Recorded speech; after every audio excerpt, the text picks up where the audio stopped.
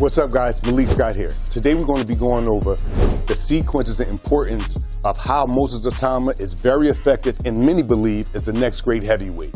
Moses is patient. Moses has a demeanor of, I've been here so many times. So when you see him perform, a lot of times he has a very calm demeanor. And I will call his demeanor, this is just another day at the office.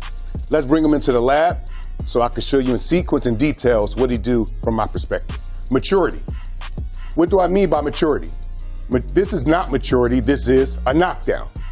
The maturity is, if you ever want to see if a young fighter is mature, just see how they react to their greatest moments like knockdowns in fights. So here, his reaction to the knockdown was to do what? To go with the feint, to go with the jab to the body. And if you look at previous before this is what got the knockdown, was feints and jabs to the body. Moses did and got back to the things that got him the knockdown. Beautiful, as you can see there, he's using real good, believable feints, disposition feints, because he's making a tall man shorter because he eventually wants to come over the top here. Beautiful feint there, he's making a tall man shorter so he can eventually make work of him how he did there. It goes on and on. As you can see here, he has a demeanor, another day at the office, next. Here's more maturity. He has Dillian Whyte hurt. Dillian Whyte equilibrium is off. He's just not stumbling. How does Moses handle him? First of all, it's space. He goes into a high guard. His high guard gives him vision to say, are you really hurt or are you using a seasoned veteran tactic on me and try to get me coming in? Then he says, I'm gonna give myself some more insurance and go with a level changing feint. A level changing feint. Dillian goes for it, Moses go in for the kill, and he does it in a way that he's still using short punches. Another level of maturity. Why is that another level of maturity? Because when young fighters get people hurt, they could go wild. Moses is still using short distance hook while Dillian is hurt, which means he's not really going wild. He's not smothering his work. That was a good finish there, more maturity. So here, this guy is coming off of a knockdown. Moses go with the underhook. Underhook. No silent agreements. What do I mean? Here we go again, the great Teddy Atlas work. He works the free hand. After he works the free hand, he defends with the free hand. Beautiful work there. It's space. Moses has vision. The opponent, from immaturity, he leaps. And Moses does something that is very hard for most heavyweights to do. And that's knock people out while they're backing up. Next, believable feints. Not just feinting just because. You're feinting with the same intent that you would do punches with. Examples by Moses. Here he's doing what I like to call believable feints or disposition feints, where he's actually using his lead hand so much because he wants a good reaction out of his opponent. That was a reactive feint. He made his opponent react, and then he goes back to the lead hand feint. And if you notice what he's doing there, he's making his opponent actually reach down, which is giving him an opening in that center space. More believable feints. The hand is down. Now, Moses, this is where his maturity is at too, because he's reading his hand still coming down. What he's thinking is right hook. Beautiful reactive feint. A reactive feint is a front foot when you're just not feinting with your hands. He's making his opponent miss, and he's using his vision there. Vision there.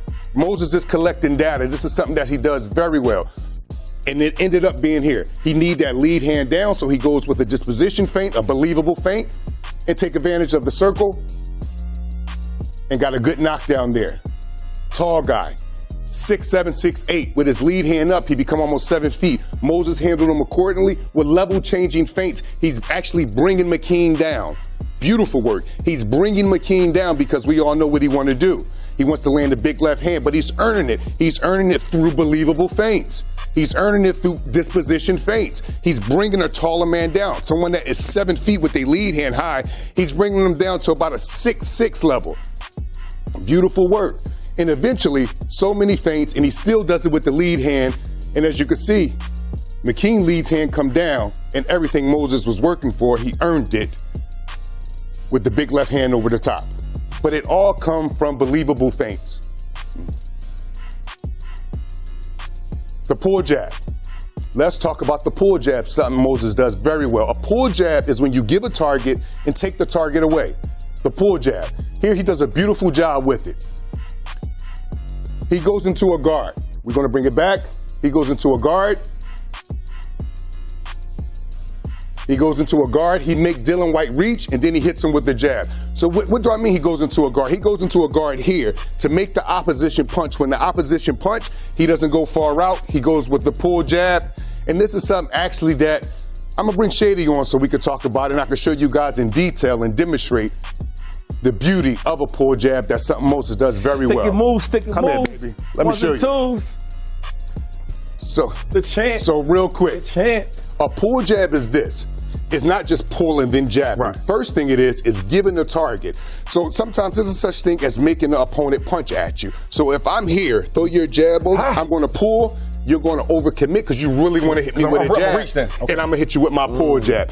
Real quick, if people want to know exactly something you could compare it to, Muhammad Ali, the anchor punch was a pull, throw your jab, Shady. Ali pulled back from listening in the second fight and hit him with a pull right hand. The same science is with a pull jab. You give a guard, I pull, and I take my jab. Okay. Beautiful work, Shady. Now, real quick, now, I use the overhand right. Right. So I give you all this, and you go, huh? And then, that's me, right. That you did your thing. That would be a full overhand right. Okay. So he can be my coach. Guy, yes. Well, me and Mike fight, he'll be my coach. Great